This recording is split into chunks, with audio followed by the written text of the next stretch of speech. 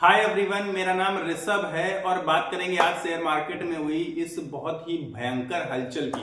सुबह सवेरे की बात थी जब मार्केट ओपन होता है। मार्केट ओपन वैसे तो ऑलमोस्ट फ्लैट या थोड़ा सा निगेटिव होता है। इसके बाद सडन बिकवाली, बहुत ही तेज बिक्री देखी जाती है और मार्केट में चाहे वो निफ्टी 50 हो चाहे वो बैंक निफ्टी हो, एक एक परसेंट से गिर जाते हैं। 1% की गिरावट का मतलब समझ रहे हैं, 1% से ज्यादा की बड़ी गिरावट दिख रही थी हमें बैंक निफ्टी में।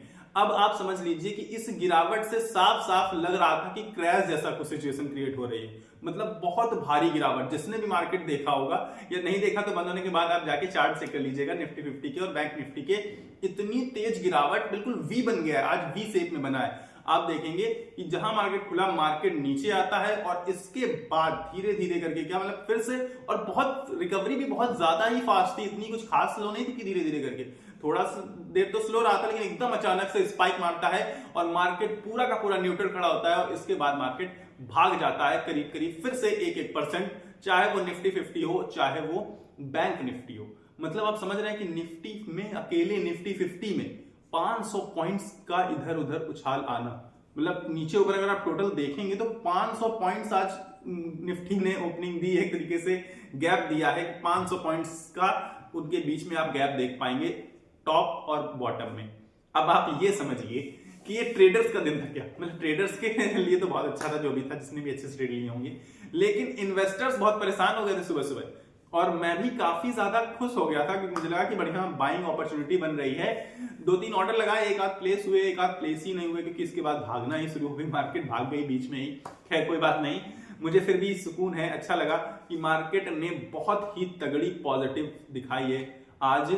और इस बात के संकेत दिए हैं मार्केट ने कि वही पुष्पा वाली बात की झुकेगा नहीं, तो झुकेगा नहीं मतलब गिरेगा नहीं, और मार्केट गिरता हुआ नहीं दिखाई पड़ रहा है हाल फिलहाल। और ये किस वजह से संभव हो पाया है, आप लोग सब लोग रीजन तो जरूर जानना चाहते होंगे, तो चलिए आपको बता देता हूं कि इसके पीछे का रीजन क्या है। इस गिरावट के पीछे का रीजन तो कुछ भी हो सकता है। देखिए, जब बड़ी हैवी सेलिंग हो जाएगी, चाहे वो एफआईआईस करें चाहे वो डीआईएस करें, रिटेल इन्वेस्टर्स भी बेचारे परेशान है, तो मान लेते हैं कि सबने सेलिंग करके नीचे गिराया, लेकिन ऊपर उठाने की इतनी तेज, वो भी कि तुरंत न्यूट्रल के बाद छलांग लगा दी, एकदम पॉजिटिविटी, हरियाली छा गई पूरे के पूरे। आज शेयर मार्केट में आप देखेंगे लगभग 99% स्टॉक्स आपको पॉजिटिव मिलेंगे, हरियाली ही हरियाली, चाहे उसमें हरियाली छोटी मोटी आई हो। तो इसके पीछे का कारण है एफआईआईस की बाइंग। एफआईआईस ने हैवी क्वांटिटी में बाई किया है। जिस समय मार्केट ने अपना बॉटम बनाया आज का, वहां पर एफआईआईस की धांसू धुआंधार एंट्री होती है और बहुत ही हैवी क्वांटिटी में माल उठाते हैं वो लोग, और इसके बाद मार्केट रैली दिखाना शुरू कर देता है, भागना शुरू कर देता है। और आज मार्केट का दिन ही ऐसा रहा, बहुत वॉलेटिलिटी थी, बिल्कुल गिरा बिल्कुल भागा, मतलब कोई प्रेडिक्ट नहीं कर पाया एक तरीके से मान लीजिए तो मार्केट को। लेकिन मार्केट ने परफॉर्मेंस अच्छी दिखाई है, और एक चीज अच्छी थी कि मार्केट कुछ टाइम से कंसोलिडेट कर रहा था, मतलब थोड़ा सा गिरता था, थोड़ा सा उठता था, थोड़ा सा गिरता, थोड़ा उठता, तो आज मार्केट ने एकदम से बूस्ट दिखाया कि बहुत तेजी से गिरा और बिल्कुल भागा। ये इस बात के संकेत हैं कि मार्केट में रैली आने वाली है, मतलब मार्केट काफी बड़े लेवल्स को क्रॉस करने वाला है और फिर से एक बार बुल मार्केट की तरफ संकेत देते हुए नजर आ रहे हैं ये चीजें जो मार्केट में हो रही है। अब आप लोग इसमें कर क्या सकते हैं, मैं आप लोगों से निरंतर लगातार ये बात बोल रहा हूं कि बाइंग अपॉर्चुनिटी तलाशिए, अच्छे स्टॉक्स में खरीदारी करिए जो कि आपको फ्यूचर में बहुत अच्छे रिटर्न्स दे सकें और प्रेजेंट में आपको सेफ फील करा सकें। मतलब है कि भारी गिरावट ना दिखाएं, आपका पैसा बर्बाद ना हो, एटलीस्ट अगर बहुत तेज बढ़े नहीं तो घटे भी मत, मतलब एक तरीके से डूबने के चांसेस खत्म हो जाएं।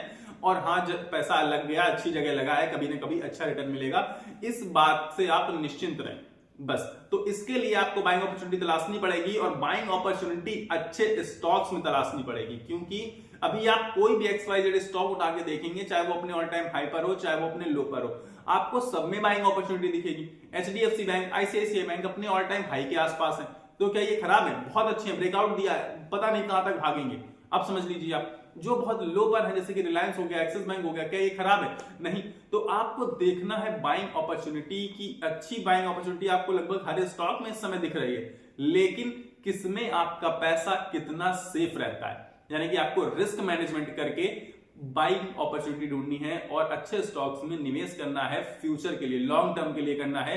क्योंकि मार्केट के लेवल्स अभी इतने भी हाई नहीं है कि आपको निरंतर और बहुत भारी फायदा ना दे सके। आपको आसानी से फायदे मिलेंगे और मार्केट बहुत ऊपर जाने की क्षमता रखता है। और मैंने भी आपसे चीजें डिस्कस करी थी, जो चीजें निकल के आ रही थी, लोग बोल रहे थे, बड़े बड़े इन्वेस्टर्स मतलब हमारे देश के, वो बोल रहे थे कि जब FIIs वापस एंट्री करेंगे तो मार्केट का लेवल 27,000 क्रॉस करेगा, बल्कि 30,000 तक जा सकता है। और वो जाएगा, उस रैली को आप लोग मिस ना करें, ताकि जब 30,000 जाए ना तो मार्केट भी अप हो और आपका पोर्टफोलियो भी अप हो और आपका प्रॉफिट भी अप हो जाए। इसके लिए आपको इन्वेस्टमेंट तो करनी पड़ेगी और अच्छे मौकों पर इन्वेस्टमेंट करिएगा। ये नहीं कि कोई चीज एकदम भागना शुरू हुई तो आप उसके पीछे पड़ जाएं। ऐसी चीजों को मत देखिएगा, फंडामेंटल देखिएगा, कंपनी का कामकाज देखिएगा, अगर आपको पसंद आता है तो आप लगाइएगा। जैसे मैं आपको एक चीज नॉर्मल सी बताता हूं कि मैं कैसे स्टॉक सेलेक्ट करता हूं। फंडामेंटल्स तो ठीक है, पीई देख लिया, महंगा है, सस्ता है, मार्केट कैप अच्छा है, जो भी है, लेकिन देखना क्या चाहिए हमें ये देखना चाहिए कि जैसे मान लीजिए एज सच हमने विप्रो कंपनी उठा ली, ठीक, विप्रो ने तो बहुत अच्छे रिटर्न दिए ओवरऑल, तो हमें लगेगा हम भी इससे काफी ज्यादा एक्साइटेड हो जाएंगे कि ठीक है 10,000 लगा के शायद हमें भी 50 सालों बाद, 60 सालों बाद, 70 सालों बाद या जितने सालों बाद भी हमें मिल जाएंगे क्या 1,000 करोड़ रुपए।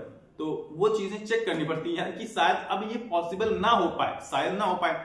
और अब हम लोगों को क्या देखना चाहिए किसी भी स्टॉक को पिक करने के लिए, कि हमें उसका कामकाज क्या बेहतर लगता है। जैसे आईटी सेक्टर है, जो आईटी कंपनी है, नॉर्मल सी बात है, सॉफ्टवेयर कंपनियां। अब क्या आपको लग रहा है कि सॉफ्टवेयर में बहुत ग्रोथ बाकी है, बहुत ग्रोथ होगी आगे, तो बिल्कुल यार विप्रो की भी ग्रोथ फिर तो होगी रहेगी, ठीक है, फिर तो आप कुछ नहीं कर सकते, आपको चाहे लगे या ना लगे कि होगी या नहीं होगी। अगर सॉफ्टवेयर सेक्टर की पूरी ग्रोथ हुई, सॉफ्टवेयर ने बहुत आगे झंडे लहरा दिए, परचम लहरा दिया, गाड़ दिया अपना, तो आप यकीन मानिए कि विप्रो की भी ग्रोथ होगी, उसी तरीके से ग्रोथ होगी जितनी अभी इसकी हुई है। तो उसमें फिर हम लोग कुछ नहीं कर सकते। दूसरी चीज, अब आप कह रहे हैं कि कंज्यूमर सेक्टर आ जाए, एफएमसीजी सेक्टर में क्या आप खाना पीना कभी बंद कर सकते हैं? नहीं कर सकते। तो मतलब ग्रोथ धीरे धीरे ही सही, लेकिन होगी, जरूर होगी। तो ऐसी चीजें आप सोचा करिए इस तरीके से कि उसको आप लेके समाज में उसमें क्या चल रहा है, मतलब पूरा का पूरा समाज का पर्सपेक्टिव क्या है, कहीं वो कंपनी पे कुछ आंच तो नहीं आ जाएगी। खाने पीना हम कभी बंद नहीं करेंगे, चाहे कुछ भी हो जाए, कुछ भी हो जाए। इनफैक्ट इंसान मर भी जाता है तो उसकी तेरहवीं करते हैं और उसमें भी खिलाते पिलाते हैं। तो आप ये यकीन मान लीजिए कि खाना पीना यानी कि FMCG sector, food sector boost करना है, ये फिक्स है। चाहे धीरे धीरे करे लेकिन बूस्ट करेगा, क्योंकि लगातार जो पॉपुलेशन है वो भी तो इंक्रीज कर रहे हैं ना, तो डिमांड भी फूड की इंक्रीज करेगी और फूड की सप्लाई जरूर घट जाएगी धीरे धीरे करके, क्योंकि आप सब देख रहे हैं कि जहां से हमें फूड मिलता है वो चीजें कम हो रही, चाहे वो पेड़ पौधे हो, चाहे वो जमीन हो खेती बाड़ी की, वो चीजें कम होती जा रही हैं। तो फूड की सप्लाई कम होगी, डिमांड इंक्रीज होगी, मतलब है कि फूड में भी अच्छा सा ग्रोथ दिख रहा है। अब यही चीजें आपको देखनी होती हैं। अब इस समय हमारे पूरे के पूरे देश को फाइनेंस की जरूरत है, ईएमआई की जरूरत है, लोन की जरूरत है। कौन देगा? कौन देगा? फाइनेंशियल सेक्टर देगा और बैंक्स देंगी, यानी कि अच्छी ग्रोथ दिख रही। दूर तक सोचा करो, बिल्कुल इस तरीके से सोचोगे ना तो आराम से स्टॉक पिक कर पाओगे। किसी को ये नहीं कहना पड़ेगा कि तुम एचडीएफसी बैंक ले लो भैया, तुम आईसीआईसीआई बैंक ले लो, या तुम एसबीआई ले लो, या तुम जियो फाइनेंशियल ले लो। ये कहने की किसी को जरूरत नहीं है। क्यों? आपको दिख रहा है कि इसका कामकाज बेहतर है और आगे आने वाले समय में इसी काम की डिमांड है। बस इसके बाद आंख बंद किया, जय श्री राम लगा दिया और अब फ्यूचर के लिए सोचना है। अभी आज या कल के लिए नहीं, बस फ्यूचर के लिए सोचना है और आराम से आपको मोटा मुनाफा हो जाएगा। बहुत ज्यादा बड़ा वीडियो होने जा रहा है, तो चलो ठीक है, इसे शॉर्ट करते हैं। तो मर्ज करते हैं, कंक्लूजन निकालते हैं कि आपको इन्वेस्टमेंट करनी है। एफआईआईज ने एंट्री करी है, मतलब 30,000 का लेवल जा सकता है 1-2 साल के अंदर, तो आपको उस रैली का फायदा उठाना है बस। और आज बहुत हलचल हुई, बहुत भारी हलचल हुई कि एकदम से स्पाइक आए हैं, बिल्कुल नीचे बिल्कुल ऊपर। ये तो मार्केट का आज मैंने आपको सिनेरियो एक्सप्लेन कर दिया है। तो अगर आपको वीडियो पसंद आए तो वीडियो को लाइक कर देना, चैनल को सब्सक्राइब करके मेरे साथ जुड़ जाना, क्योंकि लगातार वीडियो बनाता रहता हूं यार, अपने मतलब बिल्कुल आप लोगों के लिए बनाता हूं, इतनी मेहनत आप लोगों के लिए करता हूं। तो मेरे लिए आप लोगों को सब्सक्राइब का बस बटन दबा दिया करो, कोई टेंशन नहीं है। जो वीडियो अच्छे लगे तो उसको देख लिया करो, जो ना अच्छे लगे उनको इग्नोर कर दिया करो। बस सब्सक्राइब का बटन दबाकर रख लो, ताकि मुझे थोड़ा सा मोटिवेशन मिले और मुझे भी आगे बढ़ने का मौका मिले। तो फिलहाल आपको अपनी सेहत का ख्याल रखना है। स्वस्थ रहिए, मस्त रहिए। नमस्कार, धन्यवाद।